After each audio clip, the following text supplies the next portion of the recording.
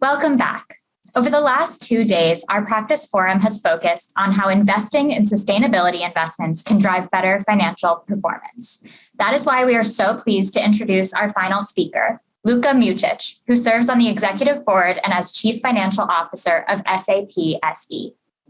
As a global company offering enterprise software and management tools, SAP has set an example for corporate sustainability in their commitment to achieve zero emissions, zero waste, and zero inequality. In addition to their own ambitious goals, SAP offers a portfolio of solutions to support clients in tracking and managing sustainability performance. I'm pleased to introduce Luka Mucic, Executive Board Member and CFO of SAP SE, in conversation with Brooke Masters, U.S. Investment and Industry Editor at the Financial Times. So thanks so much for joining us, Luka. We're here to talk about sustainability challenges, and specifically, I'm really interested in hearing what SAP is aiming to help its clients with and what you yourself see as the major sustainability issues. Yeah, absolutely. So first of all, I think at the highest level, what companies of all industries are trying to get done now in the wake of certainly a generational challenge is, I would say, 4 things. So one, I think most companies today have their own targets to reduce carbon emissions. Many have made net zero commitments, and obviously they have to follow up on those. One critical component of that, in particular for production-heavy companies, is obviously to reduce waste and improve their circularity performance, because that's a major part of our overall emissions. And then this constitutes the E part of the ESG challenge, but there is an S part, the social challenge as well. In particular, here in Europe, we have seen a big rise of supply chain due diligence requirements from a regulatory perspective. There's obviously also the need to focus on other aspects, such as, for example, fostering diversity, inclusion, equal treatment, and providing equal opportunities. And ultimately, you also have to report on all of that, and you have also to create a framework to manage internally inside the firms the performance. And while there is no single miraculous solution to solving all of those challenges, we at SAP are certainly convinced that intelligent, smart digital solutions can help customers on that path. And that's why we are focused on building out a portfolio of solutions. For example, in order to track and trace the CO2 footprint across all of the aspects of a company's operations, making sure that in their supply chain operations, they can reduce waste as much as possible. And we also have solutions such as our Ariba supplier risk solution, which helps at mass scale in order to do, for example, supplier due diligence procedures. We are working with many of the world's leading companies in order to make those capabilities available to them, like Colgate, for example, a long-term customer of ours, just very committed to net zero operations. They are our charter client and co-innovation partner for our environmental footprint management solution. And they use our solutions to fulfill their commitment to only use recycled packaging by 2025. Unilever would be another good example. They have a commitment out there to halve their use of newly manufactured plastic, and they use our solutions as well to follow through on that. On SAP's own part, we obviously also have corresponding commitments out there, but our footprint is not as heavy as that of more production-centric companies. So for us, it was in particular important to create a holistic framework for holistic steering across the company. I've been the sustainability board sponsor since 2014 at SAP. And as a CFO, I've always been convinced that in order to be successful in the long run, you have to marry economic with environmental and social progress. And as part of this, we are really trying to take a holistic approach to establish ourselves not only as an exemplar in following through on our own commitments, but also as an enabler by building out this portfolio. And that's a lot of hard and grinding work. It's not a sprint, but more a marathon. And you have to have stamina and patience in doing so. But at the end of the day, it's all about embedding sustainability as a core element of your strategy, and not as a separate, sustainability strategy in its own right. The challenges, of course, are manifold for companies, including SAP. But let me cite just two. First of all, we obviously are all faced with a plethora of different reporting demands and frameworks. Task Force on Carbon-related financial disclosures, the Global Reporting Initiative, SASB. We have country and region-specific requirements like the EU taxonomy, for example. And they are often overlapping and creating a lot of workload for companies, which can be frustrating. And then there is... Can you help with that? Well, of course, we are advocating, first of all, for consolidation and coming up with as much as possible a pragmatic global standard. That's why we have joined, for example, the so-called Value Balancing Alliance, which is a foundation of many leading companies across industries, which is coming up with their own proposal for a pragmatic impact valuation framework, so that companies can really, across industries, measure the impact that they're having in terms of a holistic balance sheet. So to say, not only their economic, but also their environmental and social assets and liabilities. And we have been tasked by the EU Commission to, for example, develop a proposal for a green accounting standard. So that's how we try to contribute. The second important aspect is the data and systems challenge, because oftentimes customers are faced with very fragmented system landscapes that have never been designed or built with a view to producing that kind of non-financial information that is important for holistic steering. And so therefore, coming up with new systems that, for example, have the CO2 footprint as a native element of their data model is very important. And that's one of the core focus areas of our Cloud for Sustainable Enterprise developments. You all have your own specific net zero pledge. Can you tell us a little bit about what it is and how you deal with things like Scope 3 emissions? Because presumably your own footprint is controllable and you can deal with it. But what are you going to do? Yeah, you're absolutely right. I mean, CO2-related targets have a long history at SAP. When we started our own holistic sustainability initiative in 2009, we originally had our target to come back to our emission levels of the year 2000 by 2020. We actually achieved that already 3 years ahead by 2017. And then we came up with a new CO2 neutrality target by originally 2025. But as you rightfully noted, that was focused really mainly on our own operations and selected Scope 3 emissions, such as the ones through business travel, through flights or commuting by our employees, and also our external data center emissions footprint. We are going to achieve that target actually already by 2023. And that's why we wanted to set ourselves a new ambition. And that was exactly the net zero target. Now, net zero is a topic that can raise a lot of skepticism, because a lot of stakeholders believe that companies will always try to kind of come up with their own funny metrics and definitions. We have decided to really fully adopt the Science-Based Target Initiative framework and the corresponding net zero standards that they have adopted. We have been committed to this ever since we set our own target in 2017. Originally, this was for 2050. But we have now decided to pull that forward to 2030. And it's actually a massive undertaking compared to our own operations. Just to give you an idea, in 2020, we emitted in our own operations just 135 kilotons of CO2. But actually, if you add in particular the downstream emissions of all of our customers operating our solutions in their own data centers and our suppliers holistically, then you come up with 12,300 kilotons, which obviously is already a much more significant number.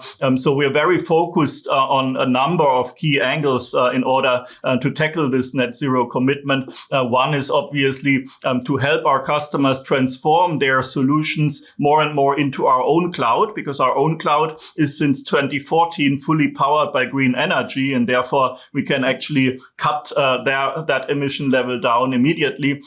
We're also working closely with our suppliers to establish commitments on their part to bring down the CO2 levels. And of course, still in our own operations, there's a lot that we can do. Just as one example, we have committed that by 2025, in our own quite significant car fleet, in particular in Europe, we have more than 20,000 cars. We will only take in electric cars as of January 2025. So this will help as well. But I want to mention here, again, back to the topic of holistic steering. It's not only about CO2 in particular for a software company, of course. There are other aspects as well. So we remain very committed, for example, on the social front, to increase our share of underrepresented suppliers and social enterprises as part of our overarching supplier footprint.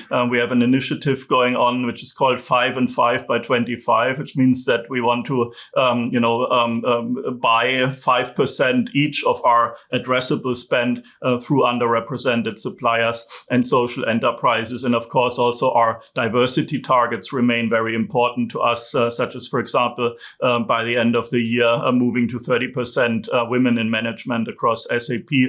So it's really a holistic target framework that we have, and net zero is an important part of that, but not the only one. Of course. You had mentioned this whole idea of circularity, which I think is very important if we're all going to, both for carbon emissions, but also just more broadly sustainability.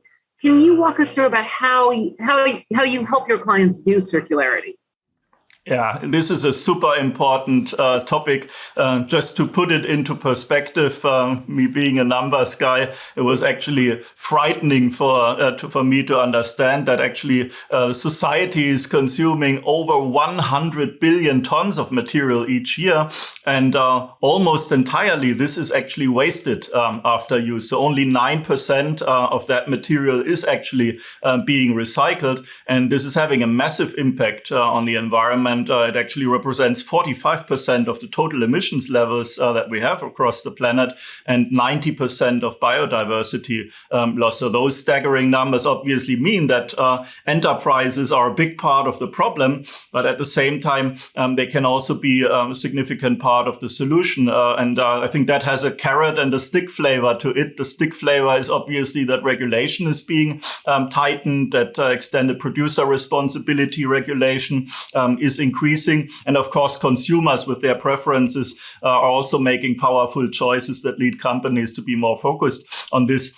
But again, there is then also the opportunity part, the carrot part to it, because if we were able to completely root out this waste that we are producing and completely funnel it back to recycling processes, there is actually $4.5 trillion opportunity out there in terms of economic benefits that we would be able to reap. So the way how we try to support this is with our responsible design and production solution that we introduced towards the end of last year. It's our flagship solution in this environment. And what it means is, first of all, establishes capabilities so that when a company is designing a new product, it can actually simulate all of the input factors of it and then fine-tune them in order to avoid in the design, so to say, of a product already as much as possible waste. And then when we move through the production processes, and SAP in supply chain and manufacturing is clearly a de facto standard for many companies around the globe,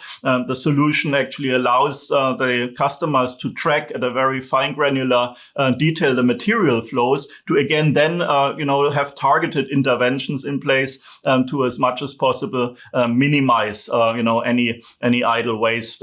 There is a good example. Yeah, give us an example. This is something really concrete.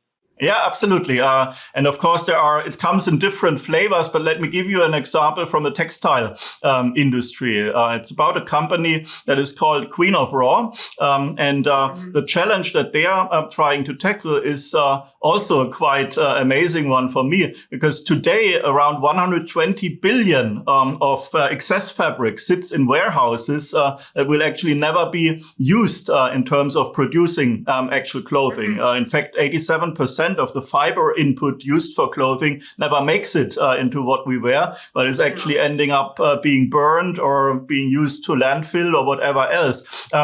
what they have come up with is the idea of a marketplace where actually users can register and can then actually sell or buy that excess fabric so that it does not need to end up as pure waste. And they do so based on our solutions. So they're running on S4HANA Cloud, our flagship ERP solution. And with our supply chain capabilities in it, they're actually able to provide the users the different choices that they have, and then also kind of execute the corresponding transactions from a back-end perspective. And this is, for me, a good example how you can actually, through some network and marketplace capabilities, leverage otherwise stranded assets, so to say, and prevent them from going to waste, but actually making their way into an actual use in line with this, circularity objective that we're trying to pursue.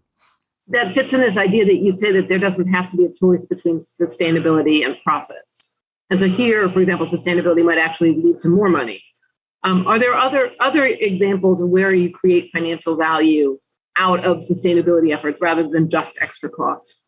Absolutely. I mean, for me, again, there are some stick and some carrot elements to that. First of all, there is, of course, mounting stakeholder pressure. I mean, if you want to, for example, increase your market valuation as a company, you will have to attract investors. And guess what? More and more of them are actually converted into or entering the market as ESG investors. At SAP, for example, when we started our journey in 2009, we had actually only 6% of ESG investors among our investor base. Nowadays, it's actually already 40%. So it's paramount for us to show progress. 40, yes.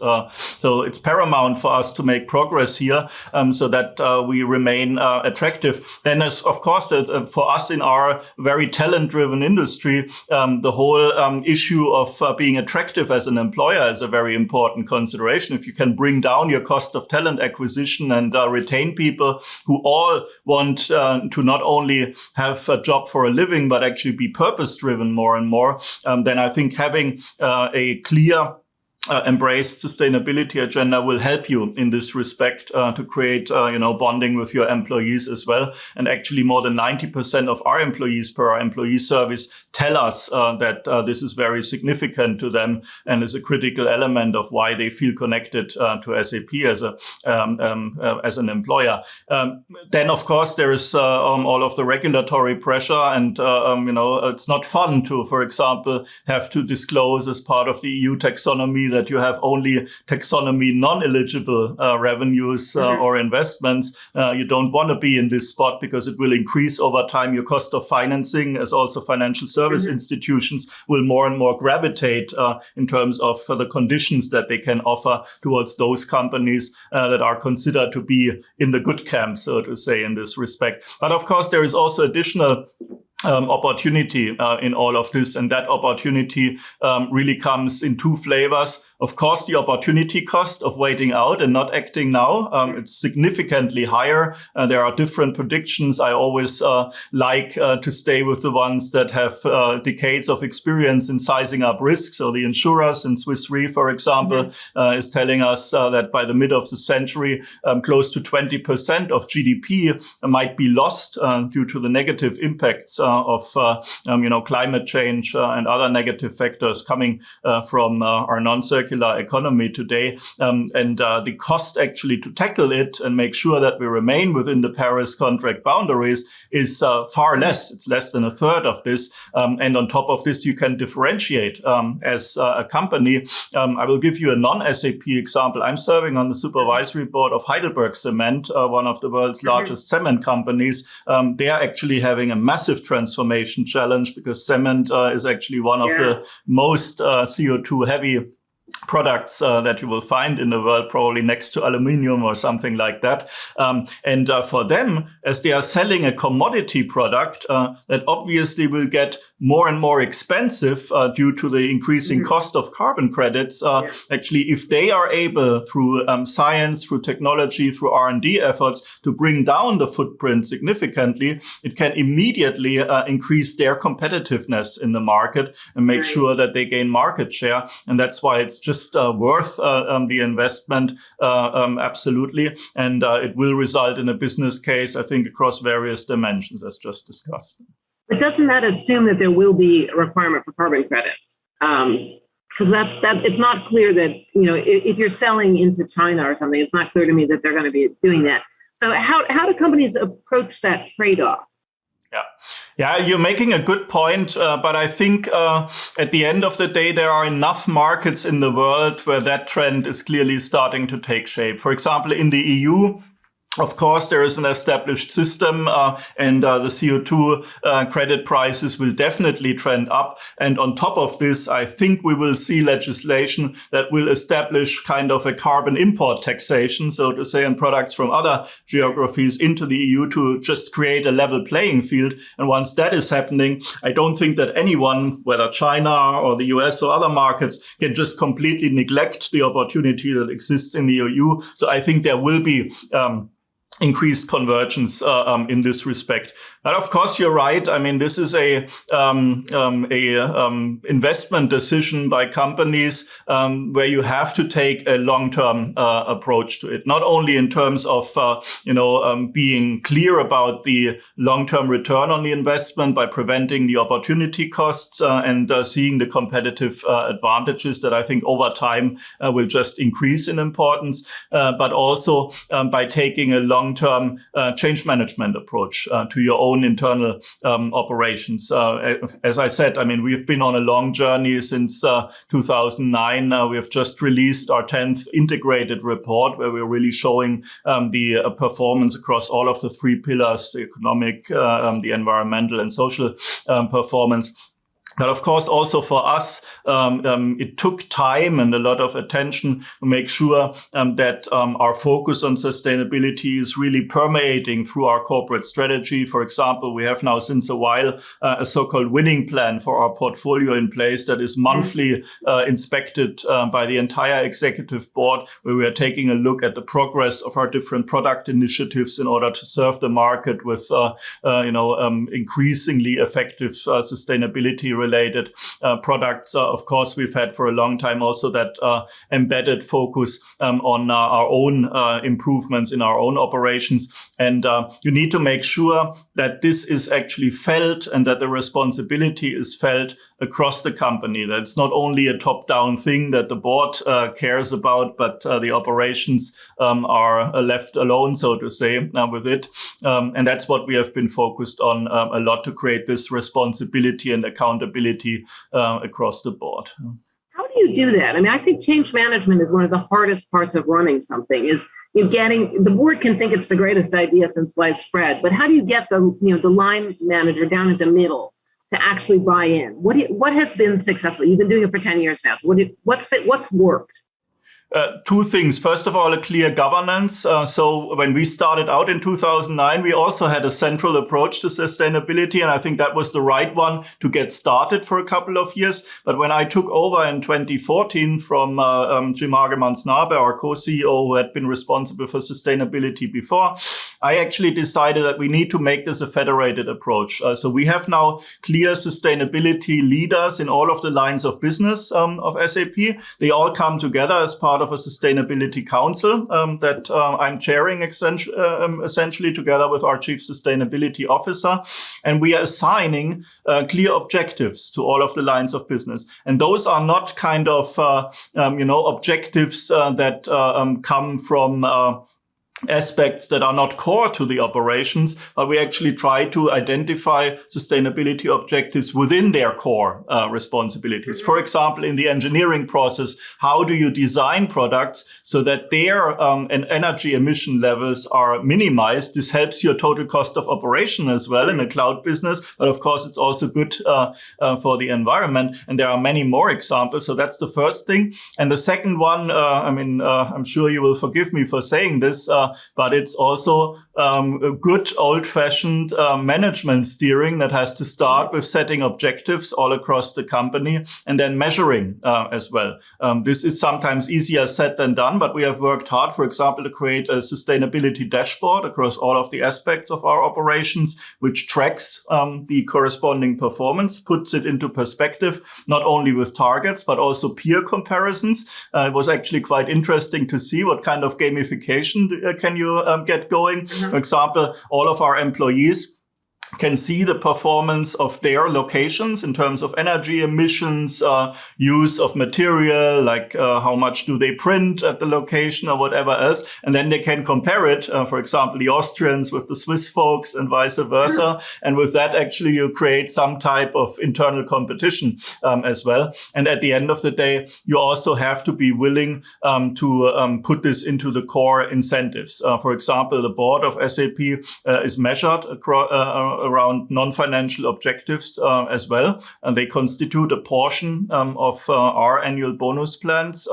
And that is also a critical element because it shows to the organization that leadership across all levels up to the top is actually caring about this.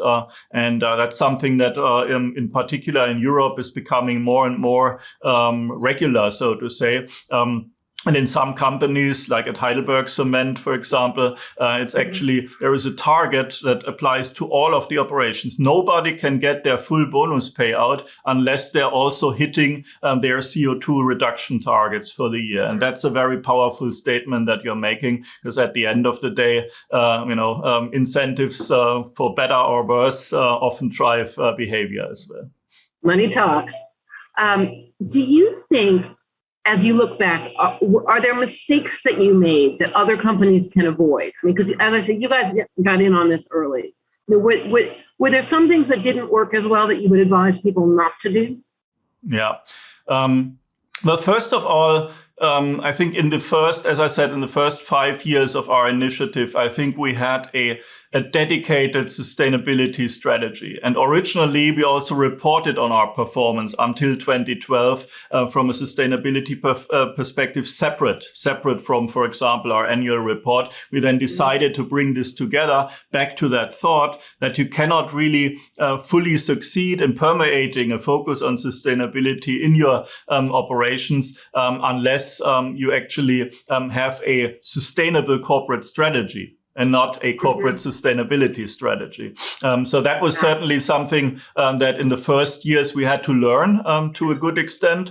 The second, I think, aspect that was important as well was to think more broadly about the way how you design products and solutions to solve the sustainability challenge. Because if you design only bolt-on solutions, right, that you have to implement separately in order to solve for a sustainability transparency, for example, then I think you will always fall short because at the end of the day, the essence of what drives your sustainability performance is actually happening in the core end-to-end enterprise processes. That's why we changed our approach in this respect as well, so that we don't have a completely separate sustainability solution portfolio any longer, which we used to have in the early years, such as our EHS, environmental health and safety solution portfolio. But we actually built the sustainability capabilities into our core solutions. Like in S/4HANA, for example,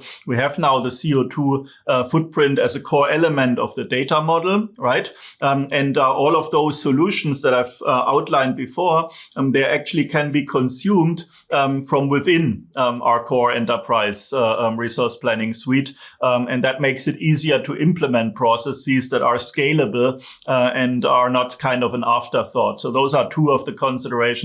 But again, I wouldn't blame our earlier approaches because that was a different time. And also technology had not yet advanced to the level where we can more easily embed all of those capabilities. It sounds like you guys have really had the time in some ways to learn, and hopefully other people will be able to follow your very smart decisions.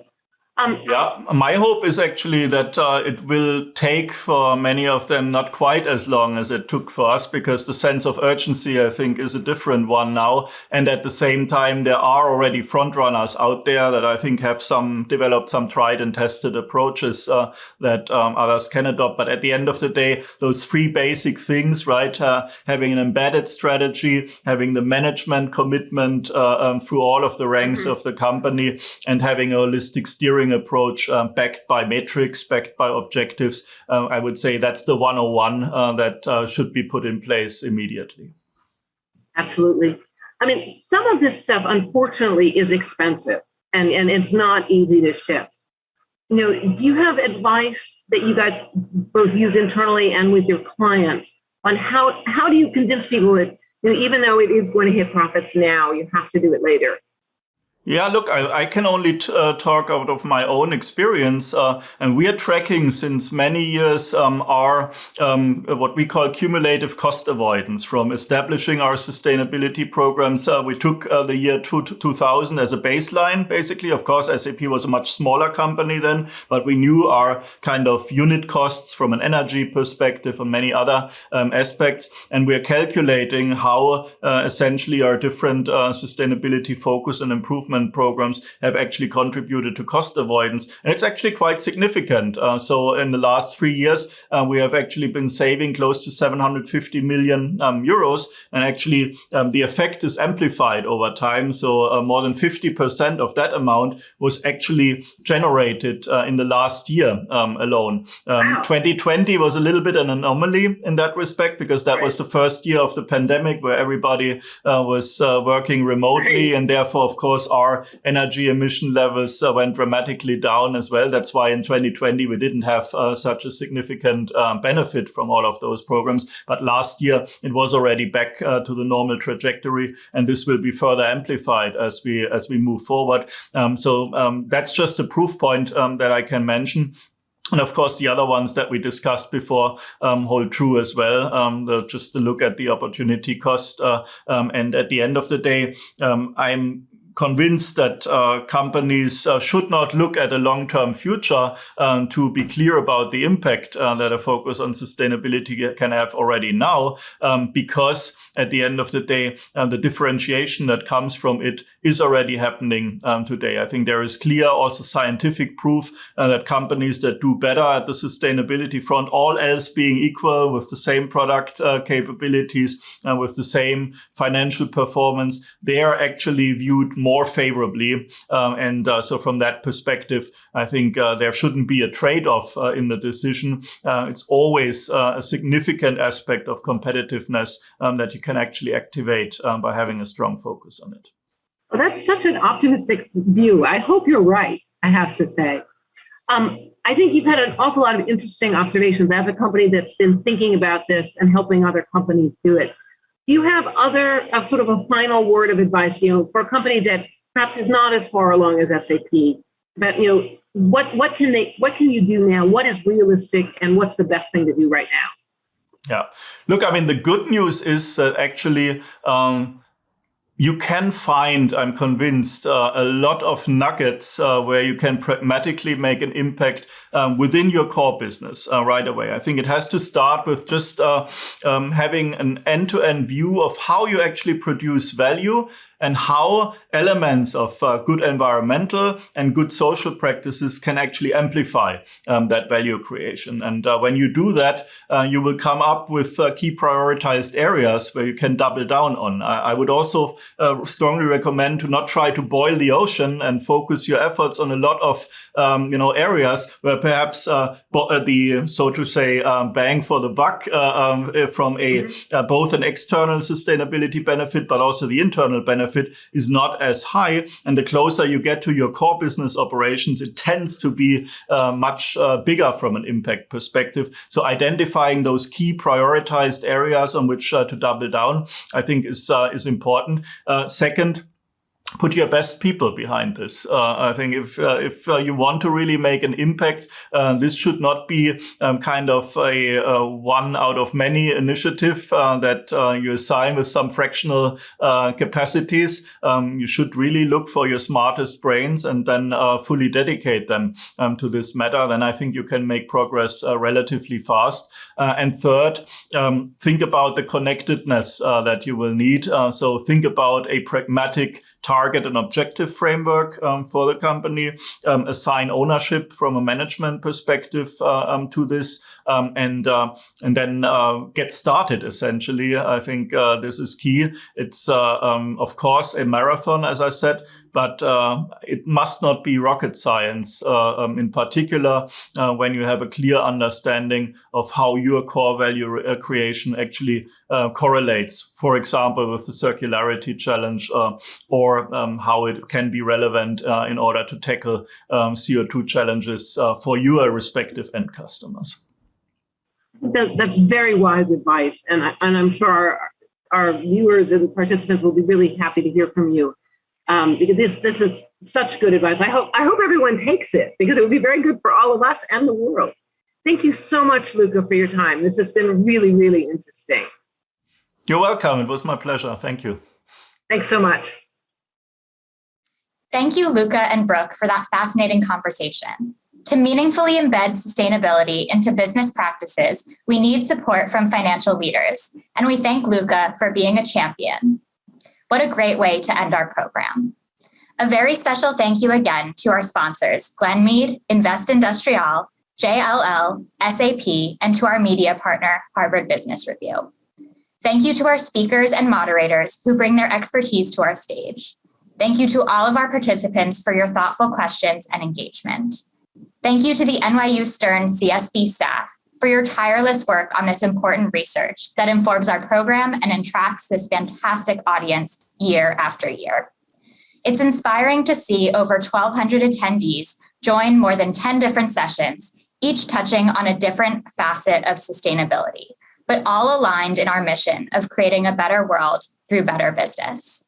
We will be sharing a post-event feedback survey shortly. We value your input and thoughts on how to improve our event for next year, so please take a moment to complete it. Lastly, videos from the event will be made available in the coming weeks. We hope to see you next year.